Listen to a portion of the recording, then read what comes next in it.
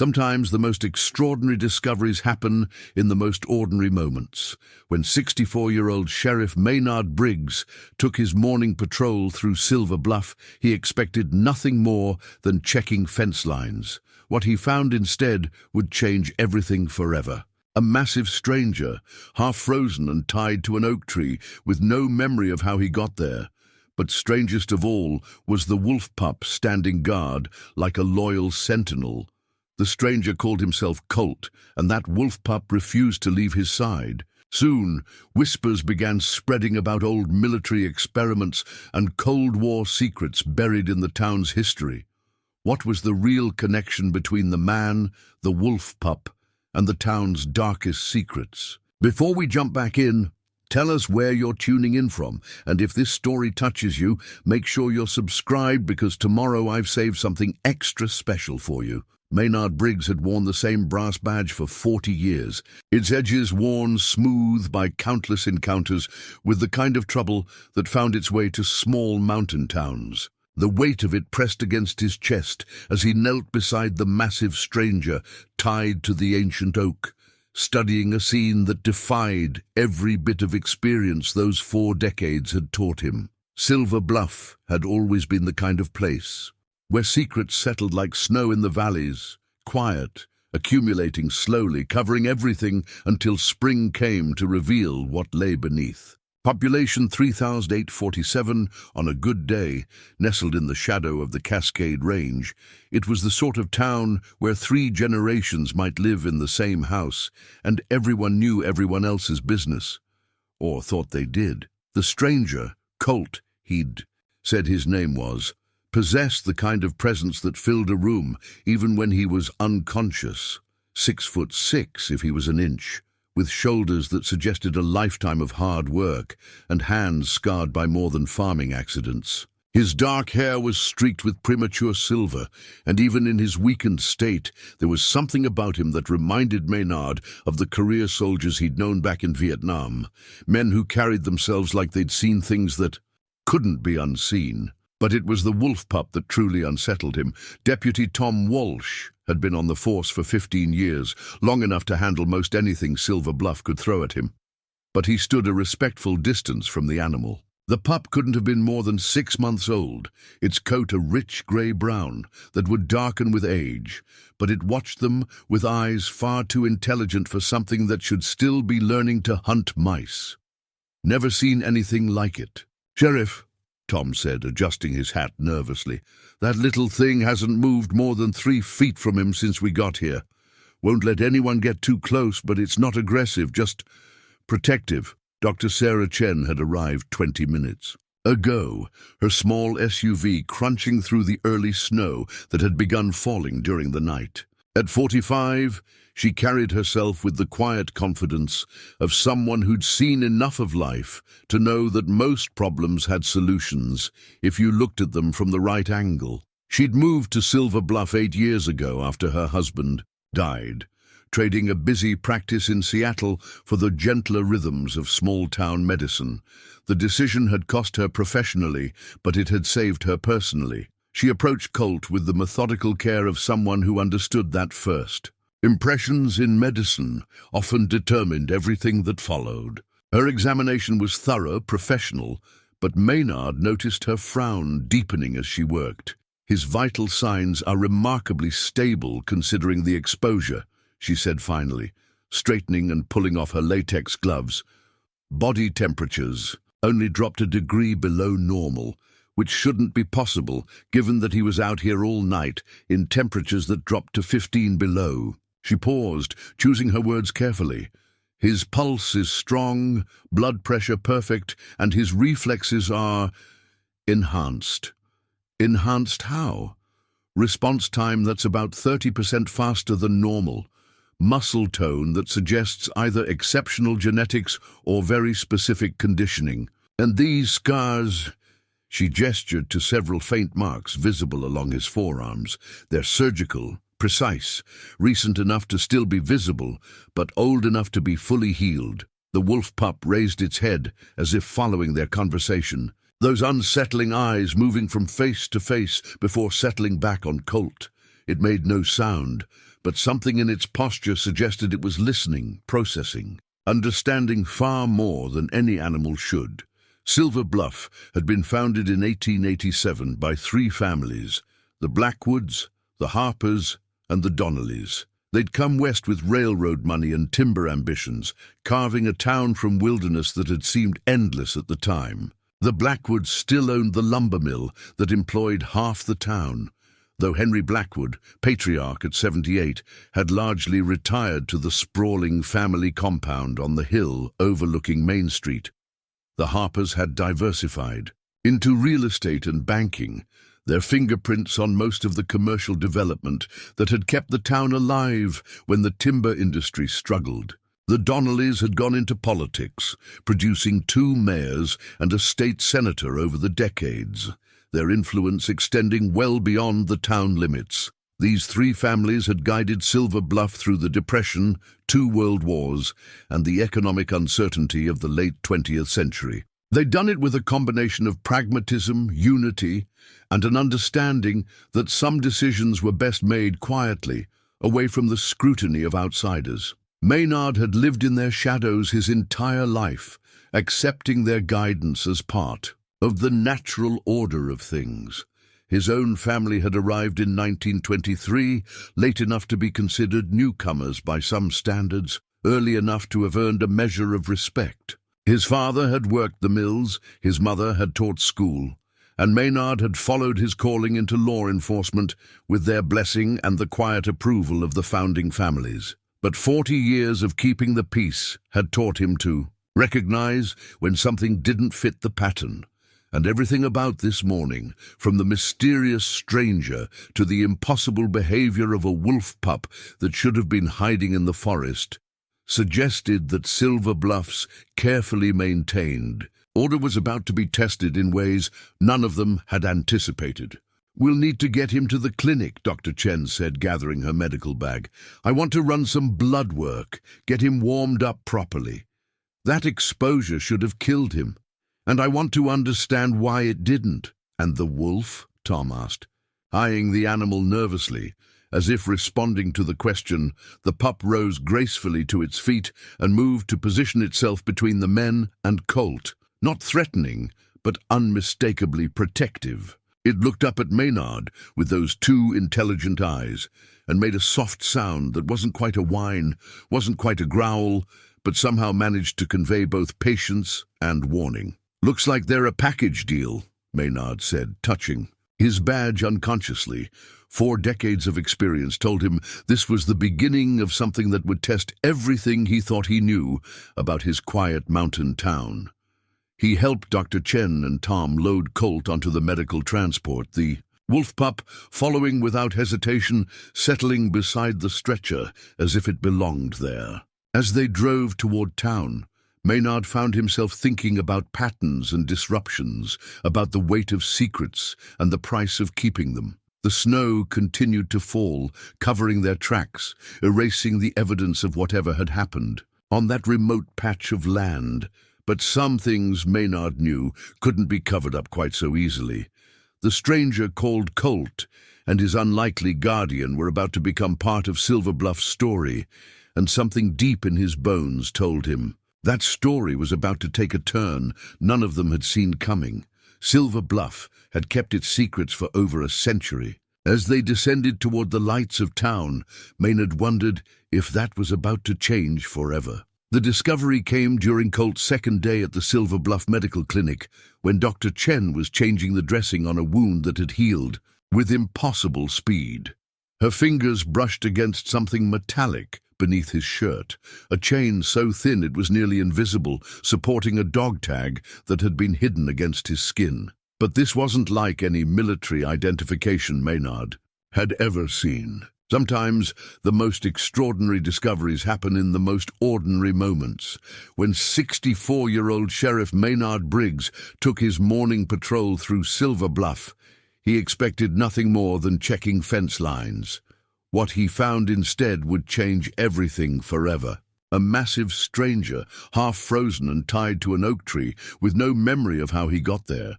But strangest of all was the wolf pup, standing guard like a loyal sentinel.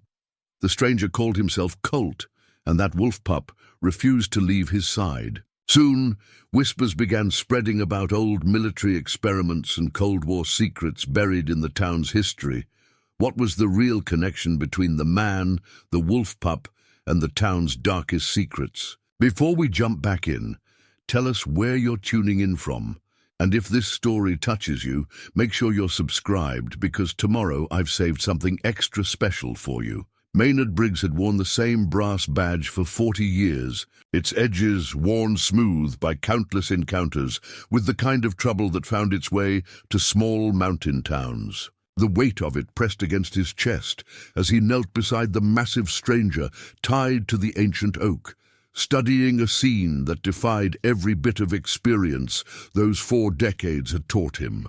Silver Bluff had always been the kind of place where secrets settled like snow in the valleys, quiet, accumulating slowly, covering everything until spring came to reveal what lay beneath. Population 3,847 on a good day, nestled in the shadow of the Cascade Range. It was the sort of town where 3 generations might live in the same house, and everyone knew everyone else's business, or thought they did. The stranger, Colt, he'd said his name was, possessed the kind of presence that filled a room, even when he was unconscious, 6'6" if he was an inch, with shoulders that suggested a lifetime of hard work and hands scarred by more than farming accidents. His dark hair was streaked with premature silver, and even in his weakened state, there was something about him that reminded Maynard of the career soldiers he'd known back in Vietnam. Men who carried themselves like they'd seen things that couldn't be unseen. But it was the wolf pup that truly unsettled him. Deputy Tom Walsh had been on the force for 15 years, long enough to handle most anything Silver Bluff could throw at him, but he stood a respectful distance from the animal. The pup couldn't have been more than 6 months old, its coat a rich grey-brown that would darken with age, but it watched them with eyes far too intelligent for something that should still be learning to hunt mice. Never seen anything like it. "Sheriff," Tom said, adjusting his hat nervously, "that little thing hasn't moved more than 3 feet from him since we got here. Won't let anyone get too close, but it's not aggressive, just protective." Dr. Sarah Chen had arrived 20 minutes. "Hey, go," her small SUV crunching through the early snow that had begun falling during the night. At 45, she carried herself with the quiet confidence of someone who'd seen enough of life to know that most problems had solutions if you looked at them from the right angle. She'd moved to Silver Bluff 8 years ago after her husband. Ed died, trading a busy practice in Seattle for the gentler rhythms of small-town medicine. The decision had cost her professionally, but it had saved her personally. She approached Colt with the methodical care of someone who understood that first impressions in medicine often determined everything that followed. Her examination was thorough, professional, but Maynard noticed her frown deepening as she worked. "His vital signs are remarkably stable considering the exposure," she said finally, straightening and pulling off her latex gloves. "Body temperatures only dropped a degree below normal, which shouldn't be possible given that he was out here all night in temperatures that dropped to 15 below. She paused, choosing her words carefully. "His pulse is strong, blood pressure perfect, and his reflexes are enhanced." Enhanced how? Response time that's about 30% faster than normal. Muscle tone that suggests either exceptional genetics or very specific conditioning.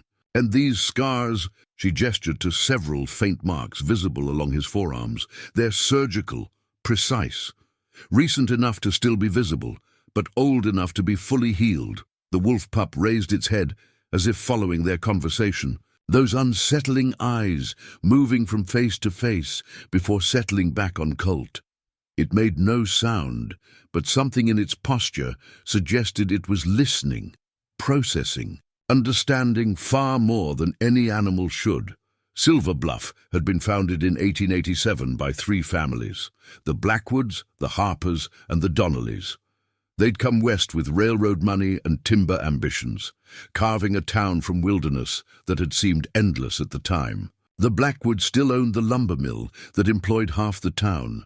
though Henry Blackwood, patriarch at 78, had largely retired to the sprawling family compound on the hill overlooking Main Street. The Harpers had diversified into real estate and banking, their fingerprints on most of the commercial development that had kept the town alive when the timber industry struggled. The Donnellys had gone into politics, producing 2 mayors and a state senator over the decades, their influence extending well beyond the town limits.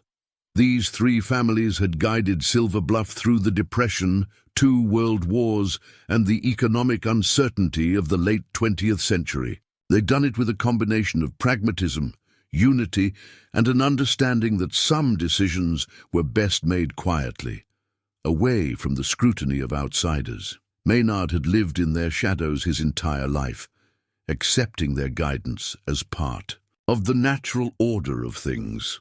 His own family had arrived in 1923, late enough to be considered newcomers by some standards, early enough to have earned a measure of respect. His father had worked the mills, his mother had taught school, and Maynard had followed his calling into law enforcement with their blessing and the quiet approval of the founding families. But 40 years of keeping the peace had taught him to recognize when something didn't fit the pattern, and everything about this morning, from the mysterious stranger to the impossible behavior of a wolf pup that should have been hiding in the forest, suggested that Silver Bluff's carefully maintained order was about to be tested in ways none of them had anticipated. "We'll need to get him to the clinic," Dr. Chen said, gathering her medical bag. "I want to run some blood work, get him warmed up properly. That exposure should have killed him, and I want to understand why it didn't." "And the wolf?" Tom asked, eyeing the animal nervously. As if responding to the question, the pup rose gracefully to its feet and moved to position itself between the men and Colt. Not threatening, but unmistakably protective. It looked up at Maynard with those 2 intelligent eyes, and made a soft sound that wasn't quite a whine, wasn't quite a growl, but somehow managed to convey both patience and warning. "Looks like they're a package deal," Maynard said, touching his badge unconsciously.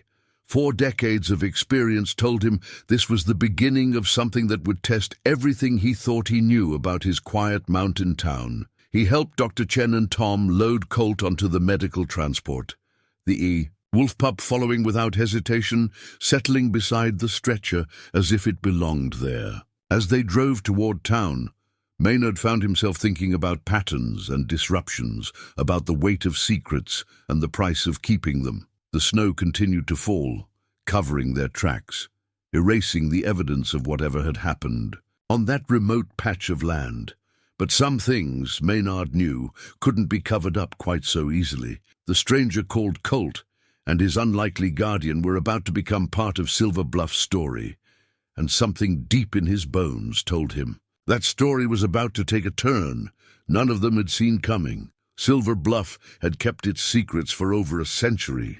As they descended toward the lights of town, Maynard wondered if that was about to change forever. The discovery came during Colt's 2nd day at the Silver Bluff Medical Clinic, when Dr. Chen was changing the dressing on a wound that had healed. With impossible speed, her fingers brushed against something metallic beneath his shirt, a chain so thin it was nearly invisible, supporting a dog tag that had been hidden against his skin. But this wasn't like any military identification Maynard had ever seen. The tag was made of an unfamiliar alloy, darker than standard issue, with markings that looked official but followed no format he recognized.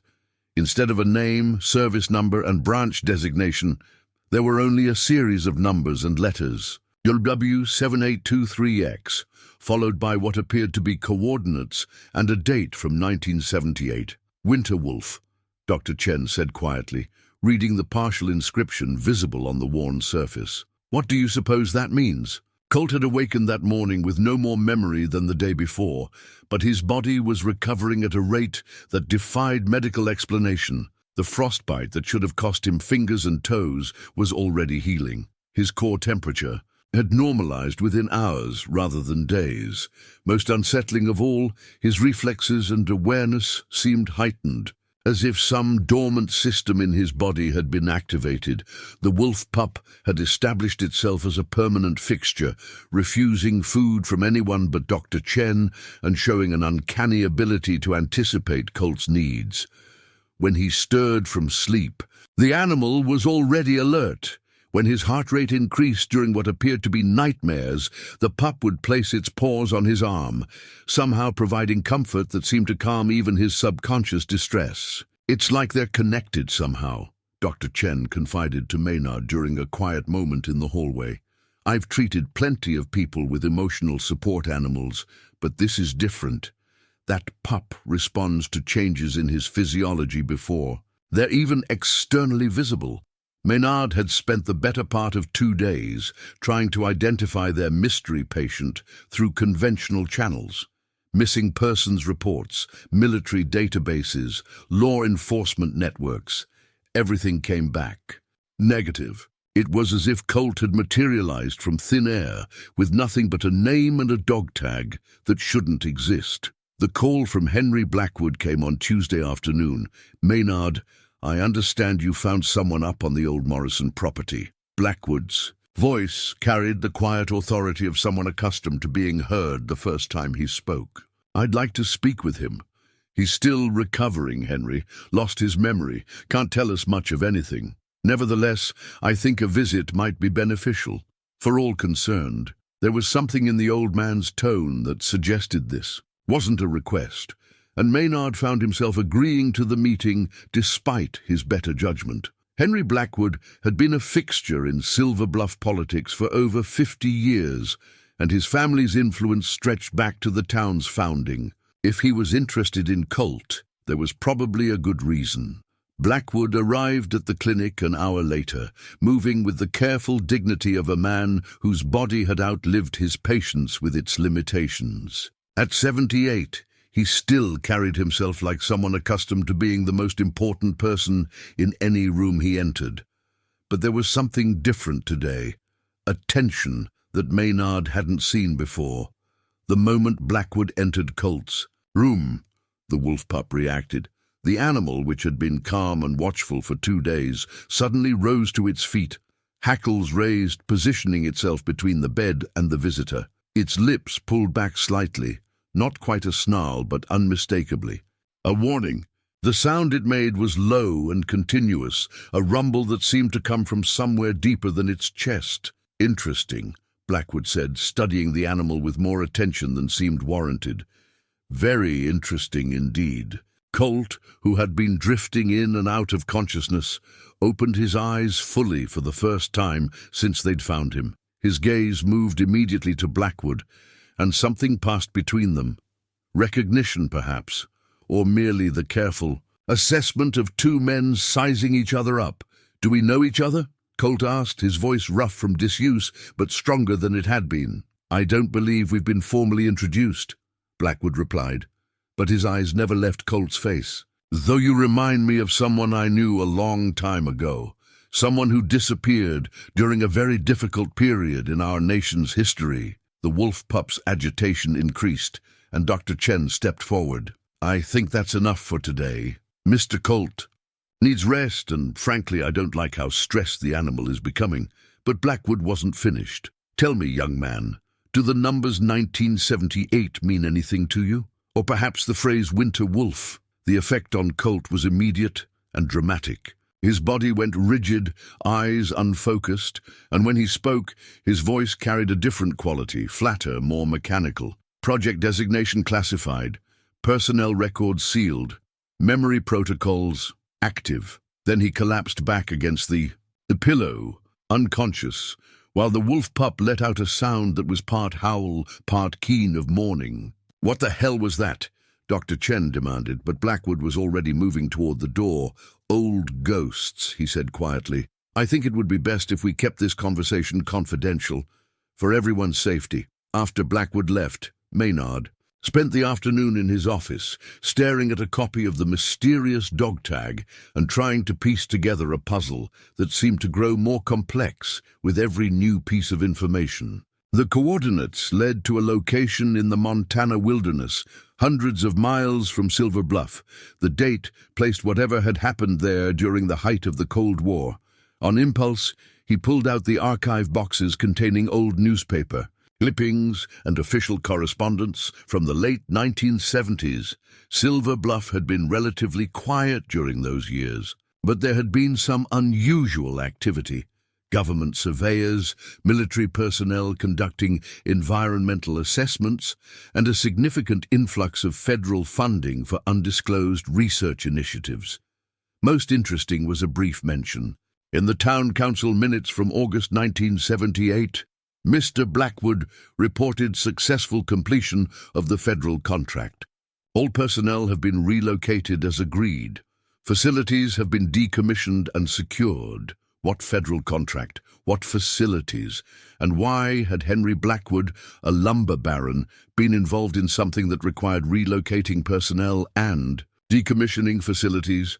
That evening, as Maynard was preparing to leave the clinic, Dr. Chen approached him with new concerns. "He's been talking in his sleep," she said. "Technical language mostly. Medical terminology, some kind of code sequences, and names. He keeps saying Emma and asking someone to forgive him." The wolf pup had positioned itself so it could see both the door and the window, and its eyes tracked movement in the hallway, with the focused attention of a sentry.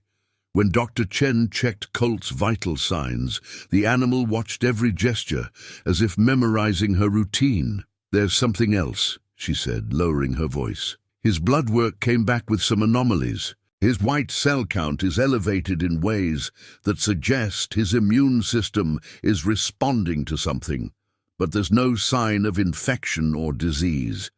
It's like his body is defending against something that isn't there anymore." Maynard looked at the sleeping man and his vigilant guardian, feeling the weight of secrets that reached back decades. The dog tag felt heavy in his pocket, its mysterious markings, a code he was only beginning to understand.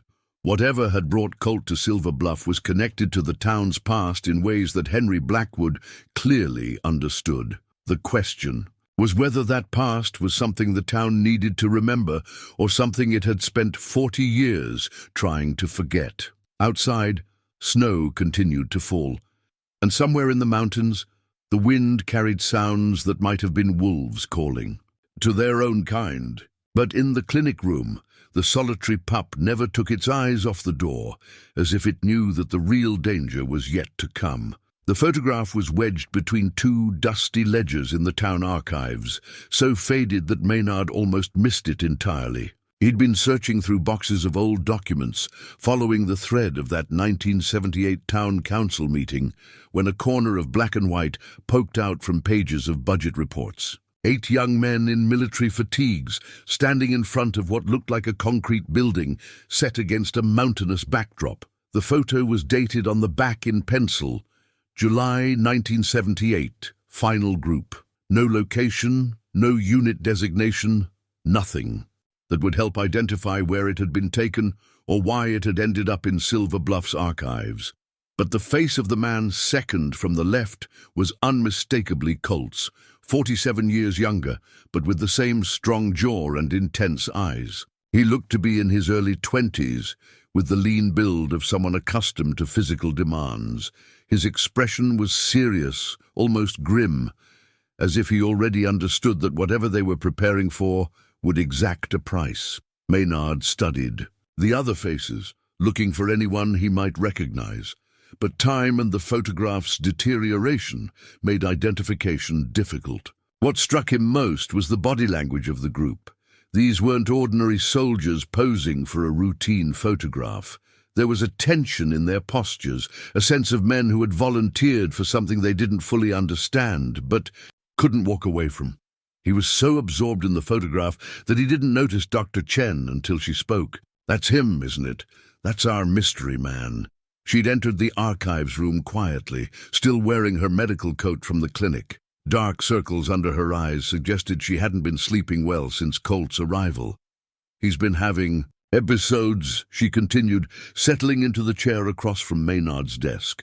"Memory fragments, I think. He'll be talking normally, then suddenly he's somewhere else entirely, giving coordinates, reporting status on something called neural link stability, asking for permission to abort the mission. Any mention of Winterwolf? Constantly. And he keeps asking about the others, wanting to know if they made it out. She paused, choosing her words carefully. Maynard, I think something terrible happened to him, to all of them. That afternoon, Colt was strong enough to leave the clinic for a short walk. The wolf pup, which Dr. Chen had started calling Scout for lack of a better name, accompanied them, with the purposeful gait of an animal on familiar territory. What unsettled Maynard was how familiar the territory seemed to be. Scout led them through the residential streets with complete confidence, turning at intersections as if following a memorized route. When they reached the old Methodist church on Elm Street, the pup stopped and whined softly, looking up at Colt with what appeared to be expectation. I know this place, Colt said suddenly, his voice carrying a tone of surprise. There used to be a basement entrance around back, secured with a combination lock. The numbers were... He paused, pressing his palm against his forehead. I can't remember the numbers, but I remember being here. They found the entrance exactly where Colt had indicated, though it had been sealed with concrete sometime in the distant past. Scout sniffed around the edges, then sat back on its haunches and howled, a sound so mournful it raised the hair on Maynard's arms. What was down there? Maynard asked. Debriefing rooms, medical facilities, and something else, something important. But I can't... Colt stumbled, catching himself against the church wall. His face had gone pale, and when he looked up, there was fear in his eyes. They did things to us, didn't they? Things we volunteered for, but didn't really understand. The woman approached them as they were walking back toward town. She appeared ordinary enough. Mid-40s, professional dress, the kind of unremarkable appearance that would blend into any crowd. But Scout's reaction was immediate and violent. The pup positioned itself in front of Colt and snarled with genuine aggression, hackles raised, ready to attack. Mr. Colt, she said, ignoring the wolf's threat display. My name is Sarah Kane. I'm with the Department of Defense, and I need to speak with you about your current situation. Colt's response was as dramatic as Scout's. His entire body went rigid, hands curling into fists, and when he spoke, his voice carried a cold authority that Maynard hadn't heard before. Agent Kane, I should have expected they'd send you eventually. You remember me? Fragments. Enough to know you're not here to help. He looked at Maynard. Sheriff, I think it would be best if you kept your distance from Agent Kane. People around her tend to disappear. Kane's smile was professionally pleasant and completely without warmth. Now, there's no need for dramatics. I'm simply here to facilitate Mr. Colt's return to appropriate medical facilities. His condition requires specialized treatment that small-town medicine can't provide. My condition, the neural modifications are unstable. Without proper monitoring and medication, you could suffer permanent psychological damage. Or worse. Scout's snarling intensified, and Colt placed a calming hand on the animal's head. The gesture was automatic, natural, as if they'd done it countless times before. I'm not going anywhere with you, Agent Kane. And I suspect the good sheriff here wouldn't approve of federal agents operating in his jurisdiction without proper notification. The tension between them was palpable. Years of history compressed into a few moments of careful verbal sparring. Kane studied Colt with the focused attention of a predator sizing up prey, while Scout never took its eyes off her, muscles coiled. For action. Very well, Kane said finally. But Mr. Colt, you should understand that your presence here puts this entire community at risk. The program you were part of was classified for good reason. Some secrets are too dangerous to be exposed. After she left, Colt sank onto a park bench, hands shaking slightly. The confidence he'd shown during the confrontation evaporated, leaving behind someone who looked lost and frightened. She's right about one thing, he said quietly. I am dangerous. These flashes of memory, the things I can do without thinking about them.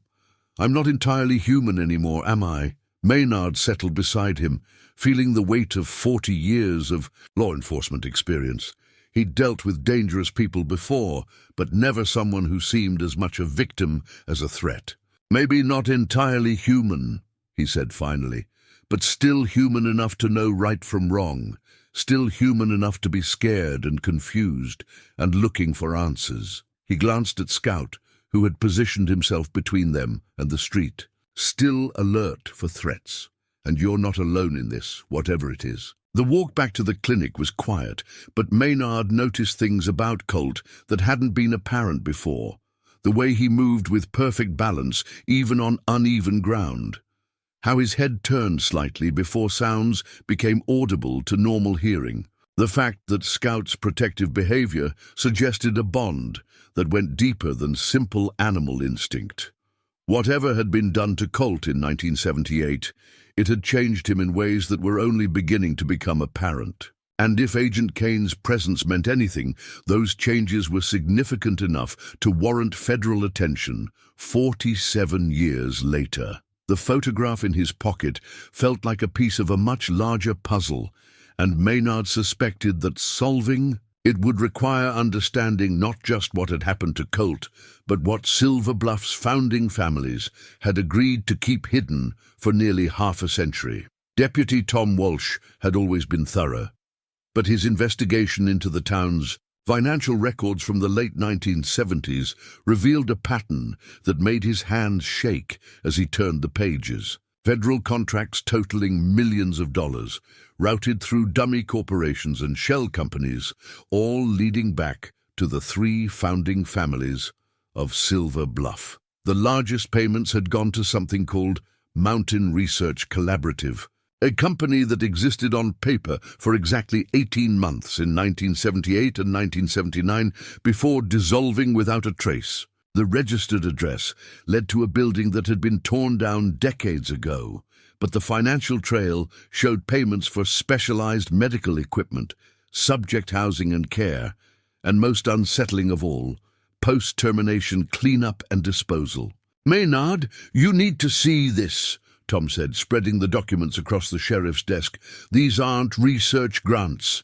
They're payments for services rendered. And look at the timing. The last payment was made 3 days after that town. A council meeting, you found. The numbers were staggering, even adjusted for inflation. Someone had paid Silver Bluff's founding families the equivalent of $30 million in today's money to host something that required subject housing, medical equipment, and eventual disposal of evidence. There's more," Tom continued, his voice grim. "I tracked down the surveyor reports from that period. They weren't doing environmental assessments. They were mapping underground facilities, extensive ones, built into the mountainside about 15 miles north of town. The location Tom described matched the coordinates on Colt's dog tag. Scout led them there the next morning, following hiking trails that hadn't been maintained in decades with the confidence of an animal returning home.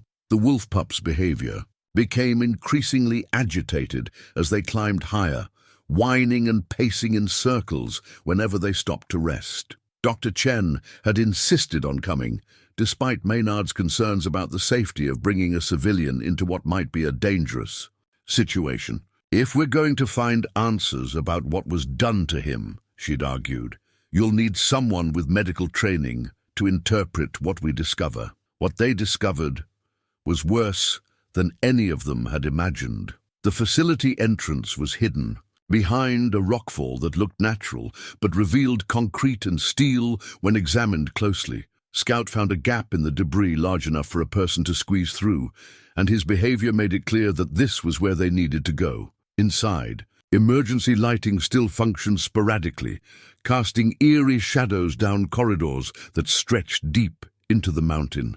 The air smelled of disinfectant and something else, something organic and wrong that made Dr. Chen cover her nose with her sleeve. The first room they found contained the remnants of what had once been sophisticated medical equipment. Examination, tables with leather restraints, monitoring devices that looked decades ahead of their time, and banks of computers with screens that still flickered occasionally, displaying data streams that meant nothing to anyone, except the scientists who had programmed them. But it was Scout's reaction to the examination room that confirmed their worst fears.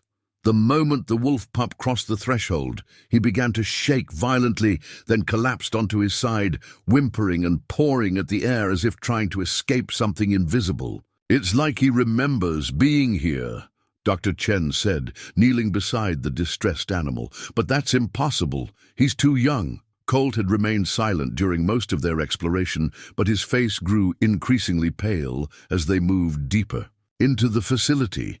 When they reached what appeared to be a central laboratory, he stopped completely, leaning against the wall, as if the weight of memory was too much to bear. "I was here," he said finally. "We all were.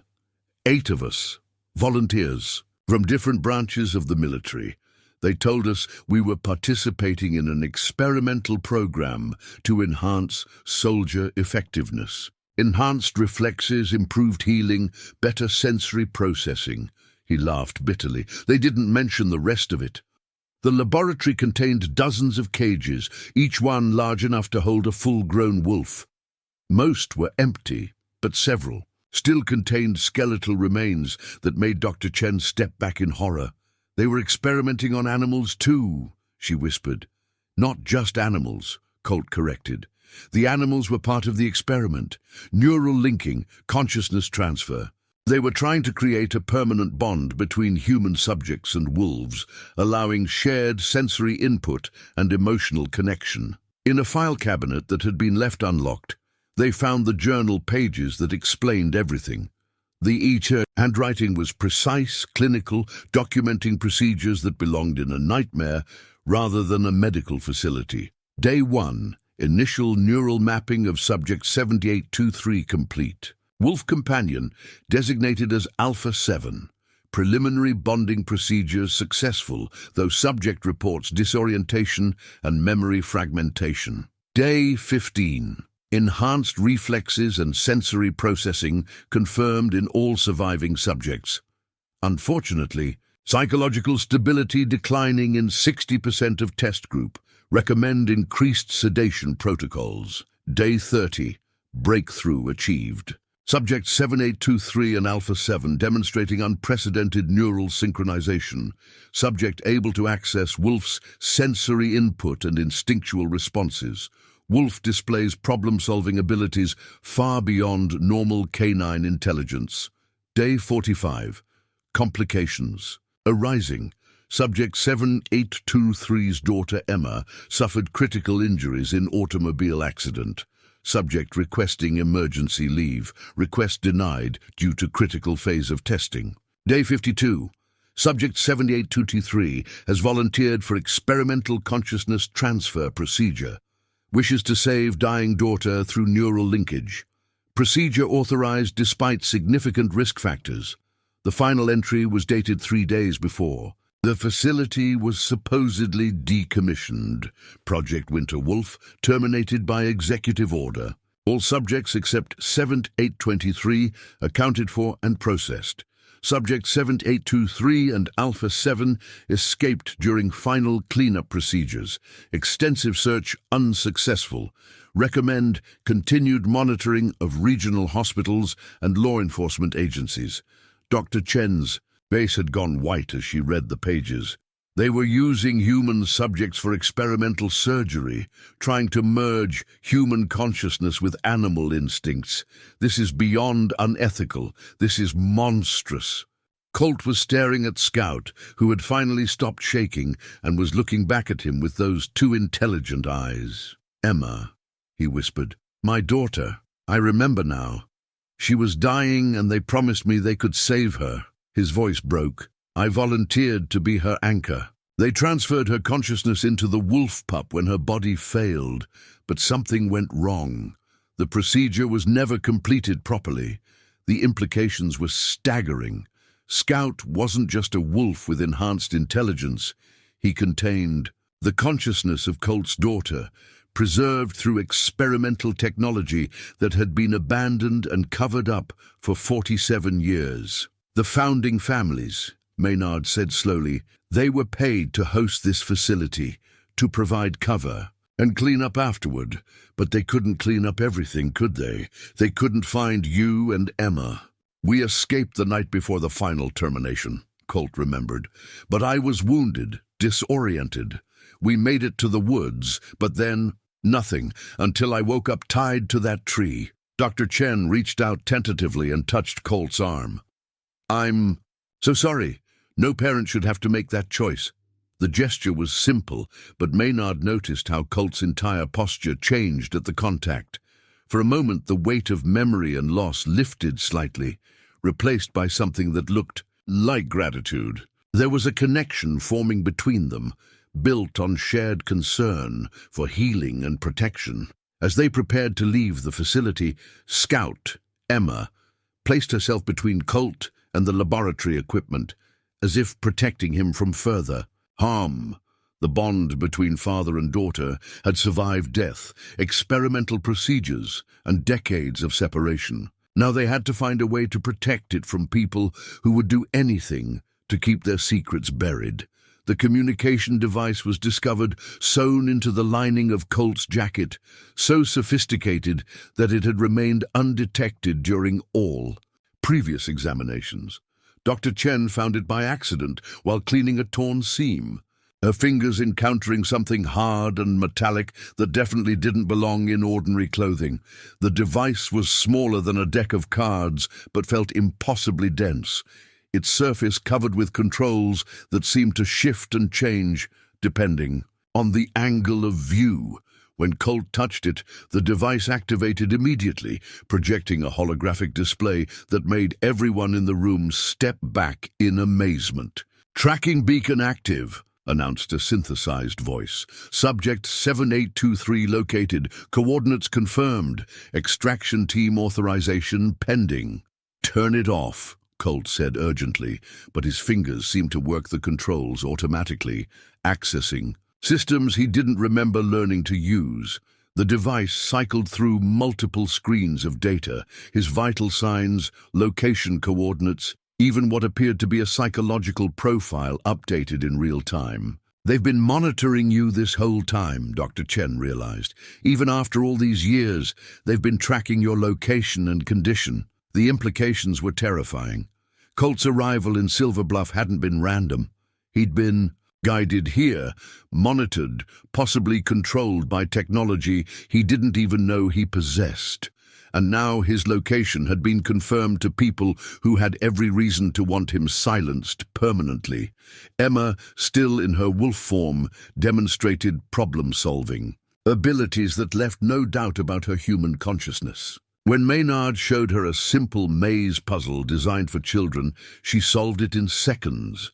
When he presented her with a complex lock mechanism from the sheriff's office, she studied it briefly, then used her paws and teeth to manipulate the tumblers in exactly the right sequence. Most remarkably, she could communicate through a form of sign language that she and Colt had apparently developed during their years together. Simple gestures conveyed complex thoughts. Danger approaching, need to hide, remember the safe place. Watching a father and daughter communicate across the barrier of species was both heartwarming and heartbreaking. "She's trying to tell us something." "About Agent Kane," Colt translated after a series of increasingly agitated gestures. "Something about the real reason she's here." Their answer came that evening when Tom Walsh intercepted a encrypted communication at the sheriff's office. The equipment was old, but it picked up fragments of a conversation between Kane and her superiors that made everyone's blood run cold. "Subject is deteriorating faster than anticipated. Neural linkage showing signs of instability. Recommend immediate termination and disposal of both subjects before cannot risk exposure. The program was officially discontinued. If Congress discovers we've been conducting surveillance on surviving subjects, understood. Cleanup team will arrive tomorrow. Make it look like an accident. The wolf can be explained as rabid, attacking the man before being put down by local authorities." Maynard turned off the radio with hands that shook with rage. "They're planning to kill him. And Emma, make it look like self-defense." The pressure from the town council came the next morning, delivered by Henry Blackwood in person. The old man arrived at the sheriff's office with the grim demeanor of someone tasked with an unpleasant but necessary duty. "Maynard, this situation has become untenable. Agent Kane has made it clear that Mr. Colt's presence here represents a significant security risk. The federal government is prepared to classify Silver Bluff as a contaminated zone and evacuate the entire town if necessary." Contaminated with what? Classified biological agents, experimental pathogens that require specialized containment. Blackwood's eyes were cold, businesslike. "Unless Mr. Colt volunteers for immediate relocation to a federal facility, we could lose everything we've built here." Maynard studied the man who had been a fixture in town leadership for as long as he could remember. "You knew about this from the beginning. The facility, the experiments, what they did to those soldiers, you've known for 47 years. I knew that sometimes difficult decisions must be made for the greater good." 8 young men volunteered to serve their country in ways that required sacrifice and secrecy. 7 of them fulfilled that obligation completely. His gaze hardened. The 8th is now putting an entire community at risk because he survived. When he was supposed to die, the conversation was interrupted by the sound of breaking glass from the clinic. Maynard and Blackwood ran toward the building, arriving to find Colt standing in the parking lot. Emma at his side, both of them facing 3 men in tactical gear who had clearly not expected their target to be aware of their approach. What followed was a demonstration of capabilities that left no doubt about the effectiveness of Project Winter Wolf. Colt moved with inhuman speed and precision, anticipating attacks before they were fully launched, countering with techniques that seemed to blend military training with predatory instincts. Emma coordinated with him seamlessly, creating a 2-front attack that overwhelmed their would-be captors within moments. But it was the sensory demonstration that truly unsettled everyone watching. Colt identified the number of additional personnel positioned around the building, their exact locations, and the type of weapons they carried, all without looking in their direction. 4 more on the roof of the hardware store, he said calmly, restraining one of the attackers with cable ties Tom had provided. 2 in the alley behind the diner, 1 in a vehicle approximately 200 yards north. They're all using subsonic ammunition and thermal imaging scopes. "How can you possibly know that?" Dr. Chen asked. He looked at Emma, who tilted her head toward the various positions he'd identified. "She can smell the oil they use to maintain their weapons, hear heartbeats that are elevated due to adrenaline, sense body heat through walls. We share that sensory input now." Agent Kane appeared 20 minutes later, furious that her extraction team had been neutralized by local law enforcement and a small-town sheriff who should have been easily managed. "You're interfering with a matter of national security," she informed Maynard coldly. "Mr. Colt is government property, created through classified research funded by taxpayer dollars. His continued existence outside federal custody constitutes theft of military assets." "He's a human being," Dr. Chen interrupted. "Whatever was done to him doesn't change that fact." "Actually, it does." Kane smiled without warmth. "According to federal law, subjects who undergo experimental modification become property of the agency that funded their enhancement. Mr. Colt legally ceased to be a citizen when he volunteered for Project Winter Wolf." Emma growled low in her throat, and Colt placed a protective hand on her head. The gesture was automatic, natural, but it reminded everyone present that they weren't just dealing with one experimental subject. They were dealing with a father and daughter who had already lost everything once and weren't prepared to let it happen again. "The choice is simple," Kane continued. "Voluntary surrender for processing, or we classify this entire area as a containment zone and handle the situation through more direct methods." As she spoke, Maynard noticed movement on the surrounding rooftops. Kane's backup team was still in position, still armed, still waiting for the order to end this situation permanently. The communication device in Colt's pocket continued to emit soft beeps, tracking their location and broadcasting it to people who had decided that some secrets were worth any number of lives to protect. They returned to the abandoned facility that night, using Emma's enhanced senses to avoid Kane's surveillance teams that had positioned themselves around the town. The wolf moved through the darkness with purpose, leading them deeper into the mountain complex than they had ventured during their first exploration. The neural interface headset was located in what had once been the primary research laboratory, sealed behind a vault door that required both biometric identification and a complex access code. Emma approached the scanner with the confidence of someone who had done this many times before, and when Colt placed his hand on the reader, the massive door cycled open with a soft pneumatic hiss. The headset itself was a marvel of technology that seemed decades ahead of anything that should have existed in 1978. Composed of a lightweight metallic mesh studded with thousands of microscopic sensors, it was designed to interface directly with human neural tissue while simultaneously monitoring and modifying brainwave patterns. "This is impossible," Dr. Chen whispered, examining the device with the fascination of someone who understood exactly how advanced it was. The computing power required to process neural input in real time, the precision needed to avoid damaging brain tissue. This represents technology we're only beginning to develop today. But it was Emma's reaction to the headset that confirmed their worst fears. The moment she saw it, she began to shake violently, backing away from the device as if it represented something too terrible to face. When Colt reached out to comfort her, she pressed against his legs and made a sound that was unmistakably human in its grief and terror. "She remembers," Colt said softly. "This is where they tried to save her." The complete research files were stored in a computer system that activated when the headset was removed from its storage unit. The holographic displays that filled the laboratory showed detailed brain scans, surgical procedures, and most disturbing of all, real-time footage of the consciousness transfer experiments. The video logs were narrated by Dr. Marcus Webb, the project's chief researcher, whose cold, scientific enthusiasm for the procedures made everyone in the room feel sick. Day 47. Subject 7823's daughter suffered massive trauma in automobile accident. Brain activity declining rapidly, but subject has requested experimental intervention using our consciousness transfer protocols. The opportunity to test our procedures on a dying human subject represents an invaluable research opportunity.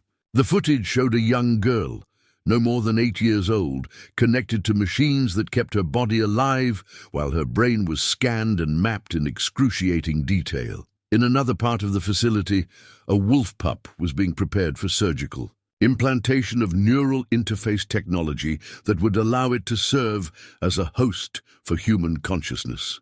Day 48. Initial transfer attempt partially successful. Subject's daughter's consciousness has been successfully uploaded to our neural storage systems, but integration with the wolf host is encountering unexpected complications. The human personality is rejecting the animal neural framework. Dr. Chen had to stop the playback twice, stepping outside to compose herself before returning to witness more of the horrific procedures that had been conducted in the name of scientific advancement. Day 52. Breakthrough achieved. By creating a permanent neural link between subject 7823 and the wolf host, we have successfully created a stable environment for his daughter's consciousness. The father serves as an anchor, providing emotional stability and human context that prevents psychological fragmentation. The final video logs were even more disturbing, showing the breakdown of the research program as ethical concerns and budget limitations led to the decision to terminate Project Winterwolf. Day 58. Orders received to discontinue all research and eliminate evidence. Subjects 1 through 7 have been processed and disposed of according to protocol. Subject 7823 refuses termination procedures, claiming that ending his life would result in the death of his daughter's consciousness. Team recommends immediate extraction and processing before subjects can escape containment. Day 59, subjects. 7-8-23 and host organism escaped during night shift. Facility lockdown initiated, but extensive search unsuccessful. Dr. Webb recommends continued monitoring of regional medical facilities and law enforcement agencies for any sign of the missing subjects. The horror of what they were seeing was compounded by the realization that Silver Bluff's founding families had not only known about these experiments, they had actively participated in covering them up for 47 years. Financial records found in Dr. Webb's personal files showed payments made to Henry Blackwood, not just for facility rental and security, but for subject procurement and community compliance management. The town's leadership had helped recruit volunteers for the program, provided cover stories for their disappearances, and maintained the fiction that Project Winter Wolf had never existed. They were paid to forget, Maynard said grimly, reading through correspondence between Dr. Webb and various town officials. Every family that lost someone to the program received financial compensation in exchange for their silence. But the most damning evidence was a recorded conversation between Henry Blackwood and Dr. Webb, discussing what to do about potential whistleblowers within the research team. "The townspeople trust me," Blackwood's voice said from the ancient speakers. "If any of your scientists develop a conscience, I can arrange for them to have accidents. Mountain roads can be treacherous, especially in winter. 3 research assistants had died in automobile accidents during the winter of 1978, all of them on mountain roads that local residents knew to be dangerous. Their deaths had been ruled accidental, but the timing and circumstances suggested a more sinister explanation. Emma approached the neural interface headset again, this time with the purposeful gait of someone who had made a difficult decision. She looked up at Colt, then at Dr. Chen, making a series of gestures that conveyed complex thoughts about choice, sacrifice, and love. "She wants to show us something," Colt translated, "but it requires activating the interface." "Absolutely not," Dr. Chen said immediately. "We have no idea what that device might do to either of you. The technology is completely untested by modern standards." But Emma was insistent, pressing closer to the headset and making sounds that were clearly attempts at human speech. Finally, she managed to produce something that sounded unmistakably like "Daddy" and "Help." The realization hit everyone simultaneously. Emma wasn't just a wolf with human consciousness. She was a little girl, trapped in an animal's body, unable to communicate her thoughts and feelings except through primitive gestures and animal sounds. The neural interface might be the only way for her to speak to her father again.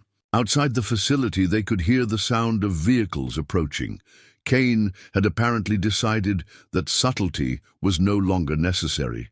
She was bringing enough firepower to end the situation permanently, and the only people standing between her and 2 innocent victims were a small-town sheriff, a country doctor, and the remnants of a community that had built its prosperity on blood money. Time was running out, and the choices they made in the next few hours would determine not only the fate of a father and daughter who had already sacrificed everything, but the soul of a town that had spent nearly half a century trying to forget the price of its silence. The locket was discovered in the most unexpected place, around Emma's neck, hidden beneath her thick fur and hanging from a chain so fine it was nearly invisible. Dr. Chen found it while examining the wolf for injuries after their escape from Kane's surveillance team, her fingers encountering the small metal object that had somehow remained concealed for 47 years. When she opened it, everyone in the room fell silent. The photograph inside showed a little girl with bright eyes and a gap-toothed smile standing next to a younger version of Colt in what appeared to be a hospital room. The child was wearing a patient gown and was clearly sick. Her hair was thin from chemotherapy, her face pale from treatments, but her smile was radiant with the kind of pure joy that only children possess. On the back of the photograph in Colt's handwriting was a simple inscription: Emma Briggs Colt, age 8, bravest girl in the world. Daddy loves you forever. Briggs, Colt.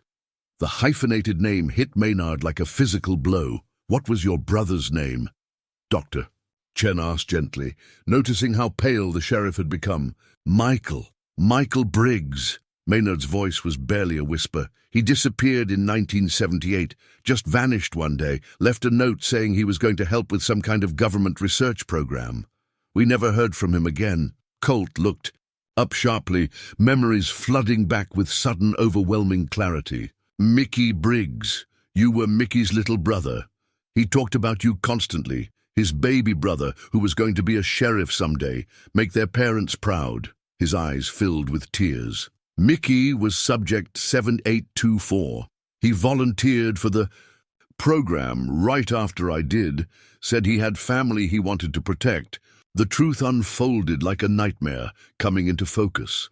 Michael Briggs had been one of the 8 volunteers for Project Winter Wolf, motivated not by patriotism or adventure, but by love for a younger brother he wanted to shield from whatever dangers might threaten their small mountain town. He had undergone the same experimental procedures as Colt, the same neural modifications and consciousness alterations, and like 6 of the other volunteers, he had died during the termination procedures when the project was shut down. They killed him, Maynard said, his voice flat with shock. My brother volunteered to serve his country, and they murdered him to cover up their mistakes. But the revelations were far from over.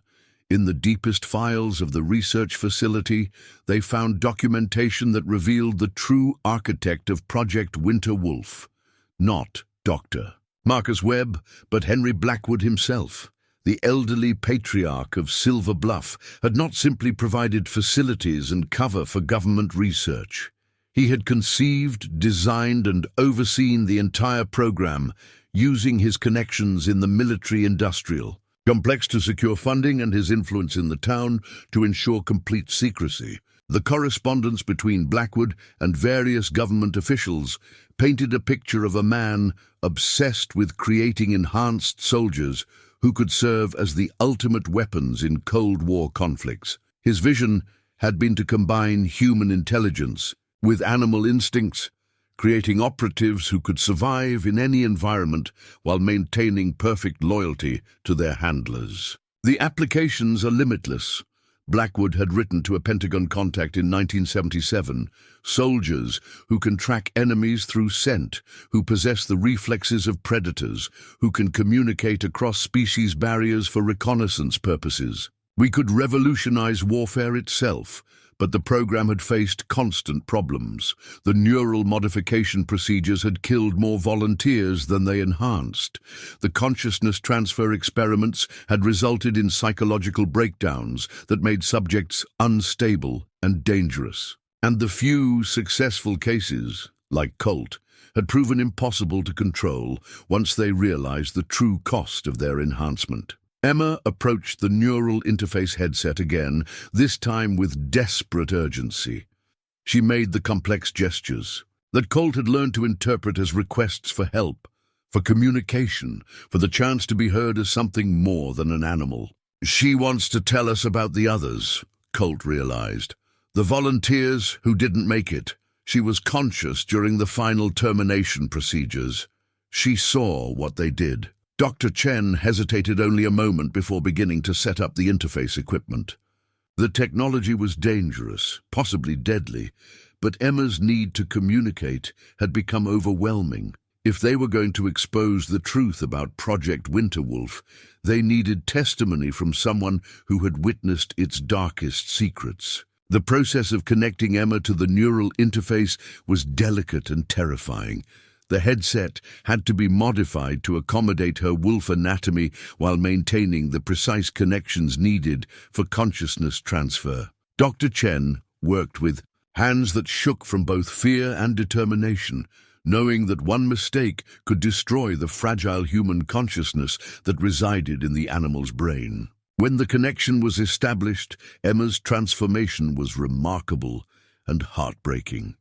Her posture changed, becoming more human-like, and when she looked at them, It was with the eyes of an 8-year-old girl who had endured more trauma than any child should ever face. "Daddy," the voice that came through the interface speakers was thin and electronic, but unmistakably that of a young girl. "I've been trying to talk to you for so long."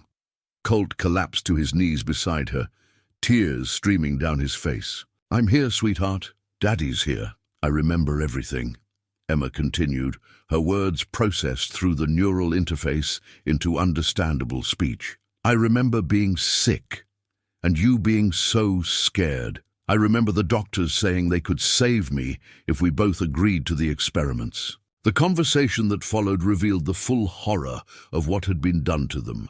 Emma had died during the consciousness transfer procedure, her body unable to survive the trauma of neural extraction. But her consciousness had been successfully uploaded to the wolf host, creating a hybrid being that was neither fully human nor fully animal. "The other soldiers," Emma said, her electronic voice filled with grief. "They tried to escape when they realized what was really happening, but Mr. Blackwood's men caught them. They were taken to the termination chamber one by one." She described the systematic murder of the remaining test subjects, all carried out under Henry Blackwood's direct supervision. Michael Briggs had been among the last to die, fighting desperately to protect the other volunteers until the end. "Uncle Mickey tried to save everyone," Emma told Maynard. "He said he had a little brother he wanted to go home to. He made me promise that if I ever got the chance, I would find you and tell you he loved you." The weight of 47 years of lies and cover-ups crashed down on all of them. Families had been destroyed, young men had been murdered, and an entire town had been bought with blood money to maintain the fiction that none of it had ever happened. But Emma wasn't finished. Through the neural interface, she revealed one final secret that changed everything they thought they knew about Project Winter Wolf. "There are others," she said. "Other subjects who escaped, other families who were torn apart. The experiments didn't end in 1978. They just moved to different locations, different towns. Mr. Blackwood has been running them for decades, creating enhanced soldiers and selling them to the highest bidders." The communication device in Colt's pocket began beeping frantically as Emma's revelations were automatically recorded and transmitted. Somewhere, people who had spent nearly 50 years protecting their secrets were learning that their carefully maintained lies were about to be exposed. Outside the facility, they could hear the sound of helicopters approaching. Agent Kane had clearly decided that the situation had escalated beyond her ability to contain it quietly. She was bringing federal firepower to end this permanently, and the only thing standing between her and success was a family that had already died once and refused to stay dead. Emma looked at her father through the wolf's eyes, and for the first time in 47 years, she spoke the words that had been trapped in her animal throat.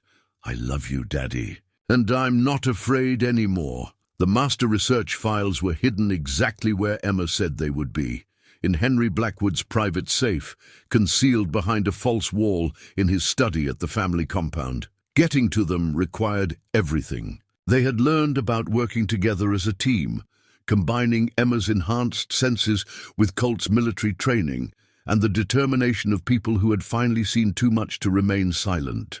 The Blackwood estate sat on 15 acres of carefully manicured grounds overlooking Silver Bluff, a monument to nearly a century and a half of accumulated wealth and influence. The main house was a sprawling Victorian mansion that had been updated with modern security systems, but Emma's wolf instincts allowed them to navigate the property without triggering any alarms. "The safe is in the basement," Emma communicated through the portable neural interface that Dr. Chen had rigged from equipment salvaged from the facility. "Behind the wine collection. He showed me once, when I was still—" Her electronic voice faltered. "When I was still human." The revelation that Emma had been inside the Blackwood house as a child, before the experiments, before her death, added another layer of betrayal to an already horrific situation. Henry Blackwood had known her personally, had watched her play in his gardens during family gatherings, and had still been willing to use her dying body for his monstrous experiments. Maynard found himself thinking about all the times he had sat in this very study, receiving instructions from the man he had respected as a community leader and family friend.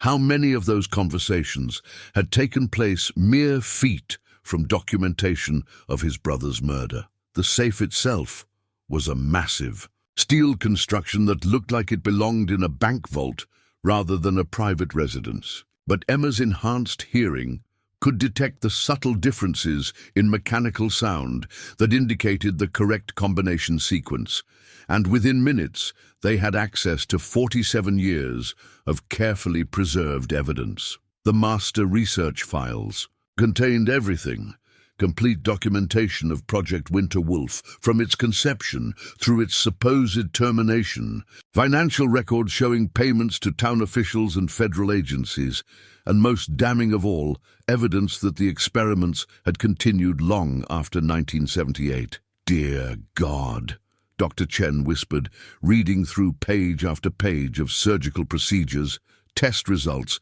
and casualty reports. He's been doing this for decades, different locations, different funding sources, but the same basic experiments. The files revealed a network of black site research facilities scattered across rural America, all of them operated under Henry Blackwood's oversight and funded through a combination of private military contractors and foreign governments. Hundreds of volunteers had been recruited over the years, most of them from small towns where disappearances could be easily explained, and families could be quietly compensated for their loss. But it was the contemporary files that truly shocked them. Project Winter Wolf hadn't been terminated, it had been privatized. Blackwood had been selling enhanced soldiers to the highest bidders, creating custom-designed operatives for clients who required capabilities that regular military forces couldn't provide. He's got contracts with 3 different governments and at least a dozen private military corporations, Colt said, reading through the most recent documentation. Enhanced interrogators, superhuman scouts, soldiers who can operate in environments that would kill normal humans. Emma's reaction to the files was immediate and visceral. Through the neural interface, her emotional state flooded the communication system with grief and rage that made the speakers crackle with interference. She had spent 47 years believing that her sacrifice and her father's suffering had been part of a failed government program, a Cold War mistake that had ended with their escape. Learning that her death had instead been the foundation for decades of continued experimentation and murder was almost more than her fragile consciousness could bear. All those people, she said through the electronic voice system, all those families destroyed. And for what? Money? The confrontation with Henry Blackwood was inevitable, but it came sooner than any of them had expected. The old man appeared in the study doorway with the quiet dignity of someone who had been expecting this moment for years, accompanied by 2 security guards who looked more like soldiers than private employees. "I wondered when you would finally make it this far," he said, settling into the leather chair behind his desk as if they were having a routine business meeting. 47 years is a long time to keep a secret, but I suppose all secrets have their expiration date. Maynard stepped forward, his hand resting on his service weapon, but not yet drawing it. "You killed my brother. You killed 7 young men who volunteered to serve their country, and you've been profiting from their deaths ever since. Your brother volunteered for a program that required sacrifice. They all did. The fact that their sacrifice contributed to innovations that have saved countless other lives should be considered an honor, not a tragedy." "Saved lives?" Dr. Chen's voice was sharp with disbelief. "You've been creating enhanced killers for anyone willing to pay your price. That's not salvation, that's mass murder with a profit margin." Blackwood's expression never changed, but his eyes hardened with the cold calculation of someone who had made peace with necessary evils long ago. "Dr. Chen, your medical training should help you understand the concept of acceptable losses. Sometimes Individuals must die so that humanity as a whole can advance. Emma approached the desk, her wolf form moving with the controlled grace of an apex predator. When she looked up at Blackwood, her two intelligent eyes carried 47 years of accumulated rage and grief. "You knew me," she said through the neural interface speakers, her child's voice electronically distorted, but unmistakably human. "I played in your garden.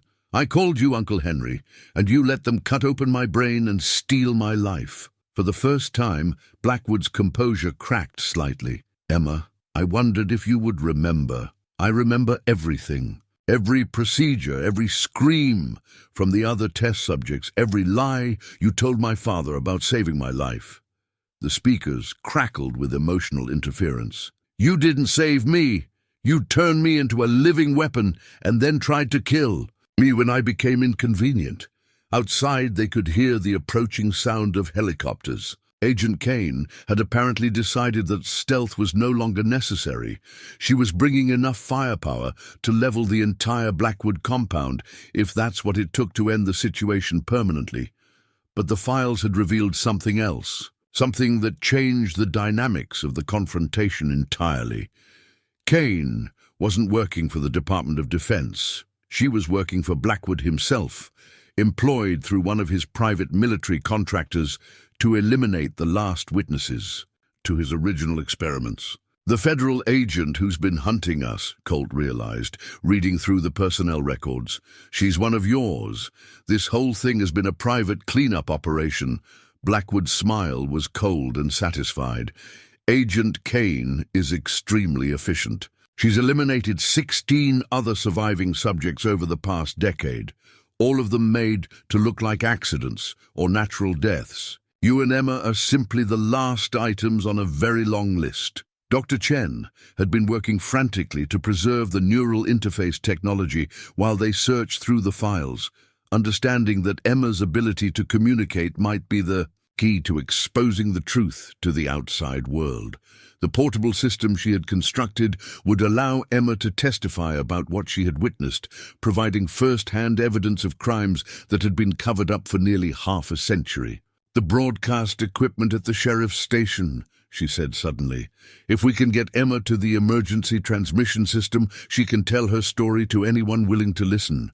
Once it's public, they can't cover it up anymore. But getting to the sheriff's station would require running a gauntlet of Kane's operatives, who had surrounded the Blackwood compound with military precision. The sound of helicopters had been joined by the rumble of ground vehicles, suggesting that they were facing a force equipped for full-scale combat rather than subtle elimination. Emma moved to the window, her enhanced senses scanning the surrounding property for threats. 12 soldiers on the ground, she reported through the neural interface. Helicopters carrying additional personnel, heavy weapons, night vision equipment, explosives. "They're not planning to take us alive," Colt observed grimly. "This is a termination operation." Maynard found himself thinking about 40 years of law enforcement, 40 years of believing that justice meant protecting the innocent and punishing the guilty. Everything he had believed about his community, his leaders, and his own family's history had been built on lies and blood money. But Emma's presence, the impossible bond between a father and daughter that had survived death itself, reminded him that some things were worth fighting for regardless of the odds. "Tom's bringing backup," he said, checking his radio for the signal. They had arranged. Half the town knows something's happening up here, and a lot of them have been asking questions about their own missing family members over the years. The people of Silver Bluff were about to learn the truth about the prosperity that had sustained their community for nearly 50 years. And some of them, at least, were prepared to stand up for what was right, even if it meant facing down federal agents and private military contractors. Emma looked up at her father, and for a moment the electronic distortion cleared enough for her natural voice to come through. "Daddy, I'm scared, but I'm ready." The battle for the truth about Project Winter Wolf was about to begin, and the outcome would determine not only the fate of a father and daughter who had already sacrificed everything, but the soul of a community that had to choose between comfortable lies and difficult justice. The emergency broadcast equipment at the Silver Bluff Sheriff Station had been installed during the Cold War, designed to warn the community about nuclear attacks or natural disasters. Maynard had tested it monthly for 40 years, without ever expecting to use it for the most important announcement in the town's history. Agent Kane's helicopters were circling the Blackwood compound when they made their escape, using a combination of Emma's enhanced senses and Colt's military training to navigate through forest paths that avoided the main roads. Dr. Chen carried the portable neural interface equipment, maintaining Emma's ability to communicate as they moved through terrain that should have been impossible to traverse in complete darkness. 2 teams moving to intercept us at the bridge, Emma reported through the neural interface, her wolf form perfectly adapted for night reconnaissance. Armed with automatic weapons and thermal imaging.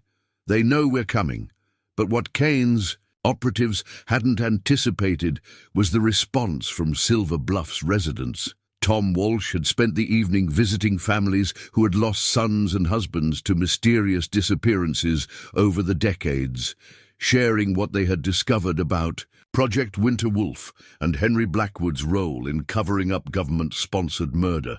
The reaction had been swift and decisive. By the time Kane's team reached the town limits, they found their way blocked by pickup trucks, farm equipment, and residents who had finally learned the truth about the price of their community's prosperity. "Sheriff Briggs," came Tom's voice. "Over the radio. We've got the main road secured. Mrs. Harper brought her late husband's military buddies. Turns out half the county is made up of veterans who don't appreciate being lied to about fallen soldiers." The emergency broadcast system activated with a piercing tone that echoed across the valley, alerting everyone within 50 miles that something unprecedented was happening in Silver Bluff. Maynard's voice, steady despite the circumstances, began the transmission that would change everything. "This is Sheriff Maynard Briggs of Silver Bluff. I'm broadcasting under emergency authority to expose crimes that have been covered up for 47 years. What you're about to hear is the testimony of a witness to government-sponsored human experimentation and murder." Emma approached the microphone with the dignity of someone who had waited nearly half a century to tell her story. The neural interface allowed her words to be transmitted clearly, the electronic voice of a child describing horrors that no human being should ever have to endure. "My name is Emma Briggs Colt. I died in 1978 during experimental procedures conducted at a secret facility near Silver Bluff.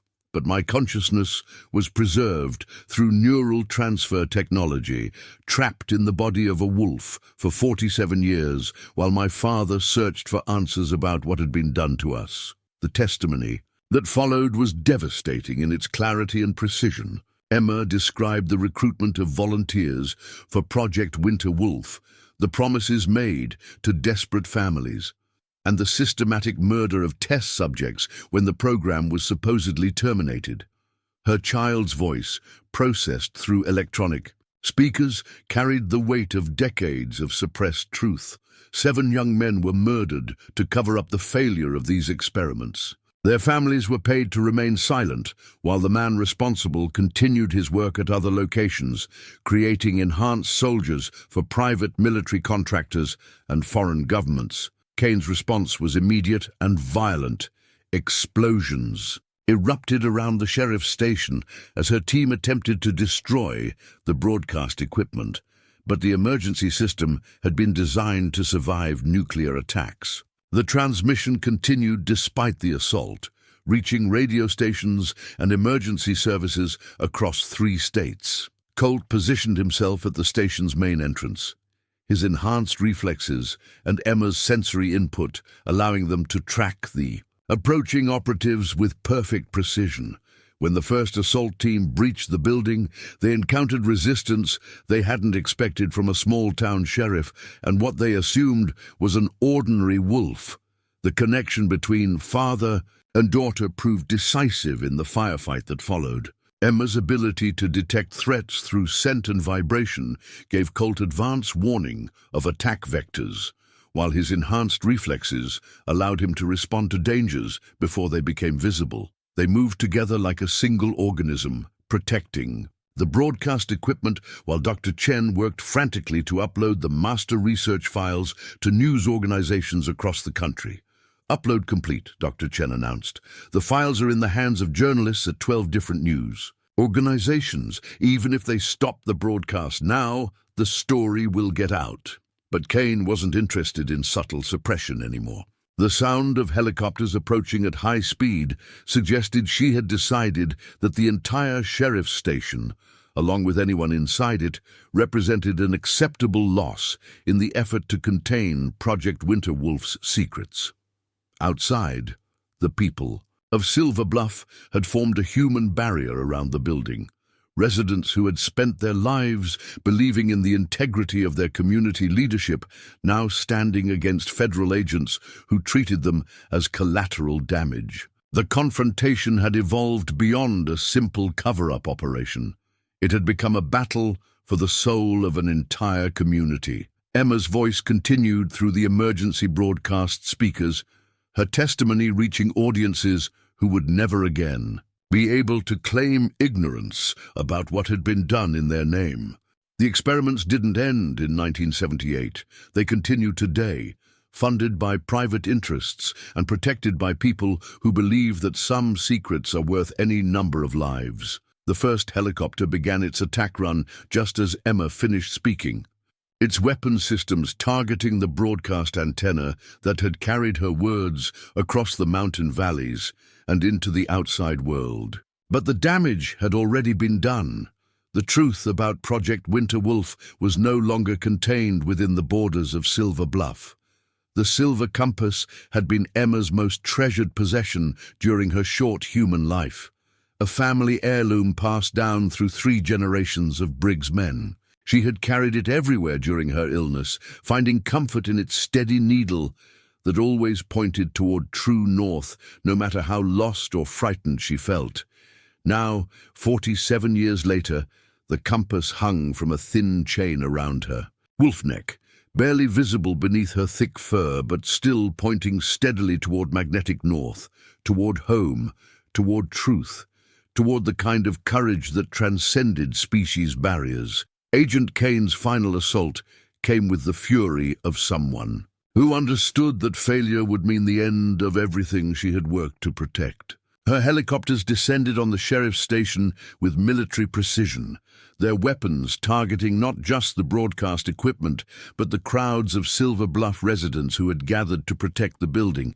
But the people of Silver Bluff had finally learned the price of their community's prosperity, and they refused to let that knowledge die with them. Veterans who had served in 3 different wars stood shoulder to shoulder with farmers, shopkeepers, and teachers, all of them united by the understanding that some truths were worth defending regardless of the cost. "Federal agents," Kane announced, through helicopter-mounted speakers, her voice carrying the cold authority of someone accustomed to absolute obedience. "You are interfering with a matter of national security. Disperse immediately, or face the consequences." The response from the crowd was immediate and defiant. "These are our neighbors," shouted Martha Donnelly, whose grandfather had been one of Silver Bluff's founding families. "Our friends and family. You want to get to them, you'll have to go through all of us." Inside the sheriff's station, Emma made a decision that would define everything that followed. She approached the portable neural interface equipment, her movements carrying the purposeful grace of someone who had finally found her moment of ultimate choice. "Daddy," she said through the electronic speakers, her child's voice steady despite the chaos erupting around them. "I need to do something important, something that will keep you safe." Colt understood immediately. The neural interface technology that had preserved Emma's consciousness could also be used to transmit it, broadcasting her memories and experiences directly to anyone equipped to receive the signal. But the process would require her to abandon the wolf body that had been her prison for 47 years, sacrificing her physical existence to ensure that the truth about Project Winterwolf could never again be suppressed.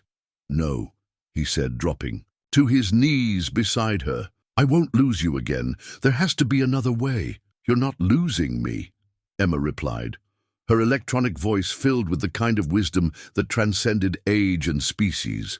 "You're setting me free, and you're making sure that Uncle Mickey and all the others didn't die for nothing." Dr. Chen worked frantically to establish the transmission protocol while Kane's operatives breached the building's outer defenses. The enhanced soldiers moved with inhuman speed and precision, but they encountered resistance they hadn't expected from Colt, whose connection with Emma allowed them to coordinate their defense with perfect synchronization. Colt's enhanced reflexes, combined with Emma's sensory input, created a combat partnership that proved devastating against conventionally trained operatives. He moved through the building like a force of nature, anticipating attacks before they were launched, responding to threats that existed only in Emma's enhanced perceptions. But it was Emma's final sacrifice that turned the tide of the battle. Completely. As Kane's team closed in on the broadcast equipment, Emma activated the neural transmission protocol, sending her consciousness, along with every memory of Project Winterwolf, directly to news organizations, government watchdog, groups and human rights organizations around the world. Her testimony, her experiences, her 47 years of imprisonment in an animal's body, all of it transmitted beyond the reach of any cover-up operation. The wolf's body collapsed as Emma's consciousness fled into the digital ether, but her final transmission carried a message that would resonate for generations. The truth cannot be killed. It can only be delayed. The silver compass rolled across the floor, its needle still pointing steadily toward true north, toward the kind of moral certainty that had guided the Briggs family through 3 generations of service and sacrifice. Colt's response to his daughter's death was immediate and terrible. The enhanced abilities that had made him a valuable test subject transformed him into an avenging force that Kane's operatives were completely unprepared to face.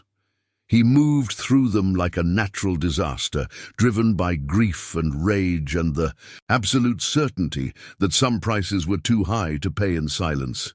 Kane herself barely escaped the sheriff's station alive, her extraction helicopter departing under fire from Silver Bluff residents who had finally decided that federal authority meant nothing when it was built on decades of lies and murder. Henry Blackwood's arrest came 20 minutes later, when state police units responding to the emergency broadcast surrounded his compound and found him attempting to destroy the remaining evidence of his crimes.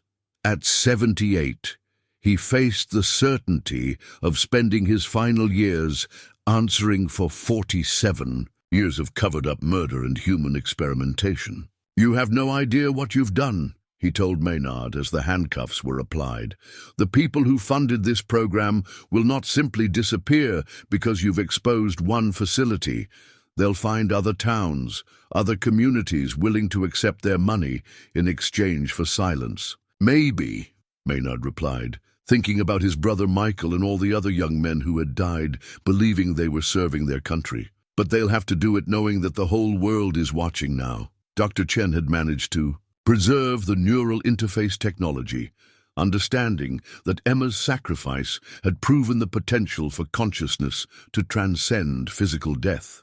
The implications were staggering, not just for military applications, but for medicine, psychology, and the fundamental understanding of what it meant to be human. As dawn broke over Silver Bluff, the town faced a future without the blood money that had sustained it for nearly half a century. But for the first time in 47 years, it also faced that future with the knowledge that some things, truth, justice, the bond between a father and daughter, were worth any sacrifice to preserve. Emma's compass continued to point north, toward the kind of moral certainty that would guide Silver Bluff through whatever challenges lay ahead. 6 months after the night that changed everything, The memorial stone stood in the center of Silver Bluff's town square, its polished granite surface bearing the names of 8 young men who had volunteered to serve their country and died in service to one man's obsession with power: Michael Briggs, David Chen, Robert Martinez, Thomas Anderson, James Murphy, William Foster, Kenneth Walsh, and at the bottom, different from the others because his sacrifice had taken a different form, Cole Briggs Colt, father and protector. Below the names, carved in letters deep enough to weather decades of mountain storms, was Emma's final message: the truth cannot be killed, it can only be delayed. Maynard Briggs stood before the memorial every morning, just as he had stood before his brother's empty grave for 40 years. But now he carried answers instead of questions,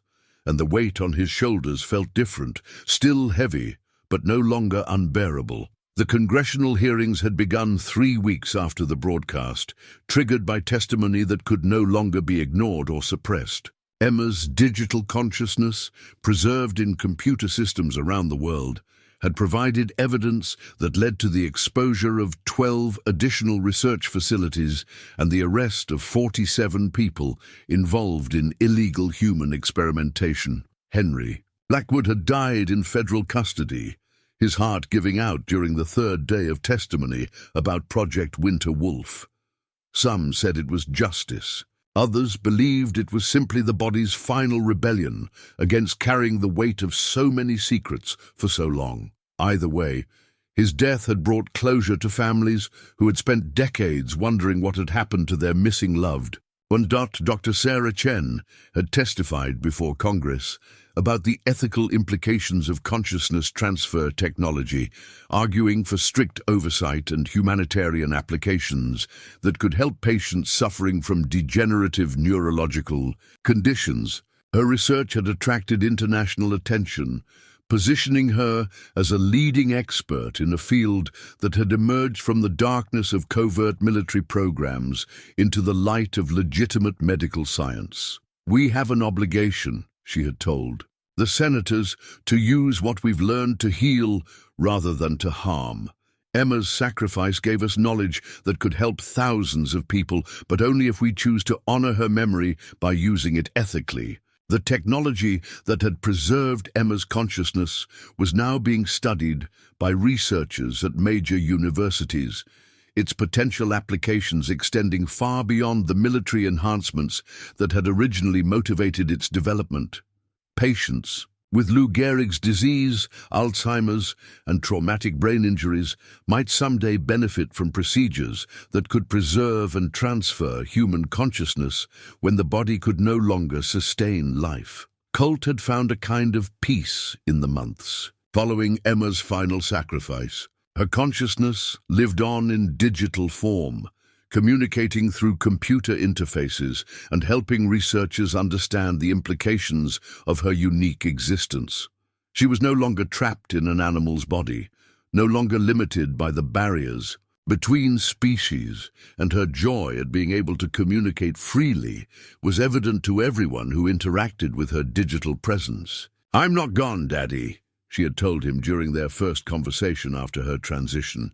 "I'm just different, and now I can help other people the way I wanted to help when I was sick." Emma's digital consciousness had become a consultant for families dealing with terminal illnesses, offering comfort and guidance from someone who had experienced death and transformation in ways no human ever had. Her wisdom, preserved from childhood but expanded through decades of unique experience, provided insights that traditional counselors couldn't match. Silver Bluff itself was rebuilding, both physically and morally. The blood money that had sustained the town for 47 years was gone, but federal reparations and the economic boost from national media attention were helping the community transition to a more honest foundation. Tourism had increased dramatically as people came to see the town where the Project Winter Wolf conspiracy had been exposed. But these weren't the usual sightseers. They were families of military veterans, researchers interested in consciousness studies, and people seeking to understand how ordinary communities could become complicit in extraordinary evil. Tom Walsh had been elected sheriff in a special election, running on a platform of transparency and community healing. His first act in office had been to open the department's files to public scrutiny, ensuring that Silver Bluff's law enforcement would never again serve to protect secrets that should have been exposed. "We can't change what happened," he had said during his inaugural address, "but we can make sure it never happens again." On this particular morning, 6 months after the broadcast that changed everything, Colt walked through the town square with a companion who bore a striking resemblance to Emma's original wolf form.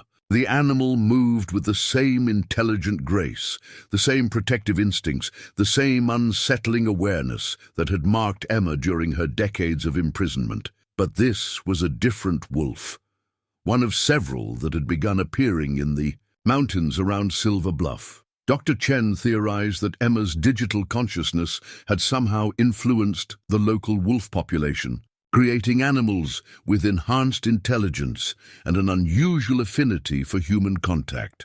Whether through some unknown technological effect or simply the kind of magic that exists at the boundaries between science and love, Emma's presence continued to influence the physical world around her father. The wolves didn't speak through neural interfaces, but they communicated through gestures and behaviors that suggested understanding far beyond normal animal intelligence. "She's still with us," Colt had told Dr. Chen. "Different, but still Emma. Still protecting, still loving, still finding ways to help." As Maynard stood before his brother's memorial, he felt a presence beside him, not supernatural, but simply the comforting reality of community members who had learned to support each other through the difficult work of confronting their shared past. Dr. Chen joined him, as she did most mornings before opening the new research facility that had been built on the site of Henry Blackwood's former mansion. Colt approached with his wolf companion, both of them part of the town's daily rhythm now, accepted and welcomed by people who had learned to see strength in vulnerability and wisdom in unexpected forms. "She would have been proud of what we've built here," Dr. Chen said, looking at the memorial stone and thinking about the digital consciousness that continued to inspire their work. "She is proud," Colt replied, his hand resting gently on his wolf companion's head. "Every day, she tells me how grateful she is that her sacrifice meant something, that it led to something good." The morning sun climbed higher over the mountain peaks, warming the memorial stone and casting long shadows across the town square. Silver Bluff faced its future with honesty rather than hidden prosperity, with community healing rather than complicit silence, with the understanding that some bonds between father and daughter, between past and present, between truth and justice, were stronger than any force that might try to break them. Emma's compass, now displayed in the town's historical museum, continued to point steadily north toward the kind of moral certainty that would guide Silver Bluff for generations to come. And in the digital networks that connected researchers around the world, a little girl's consciousness continued to grow and learn and help, proving that love truly was stronger than death, and that some sacrifices echoed forward through time in ways that changed the world forever.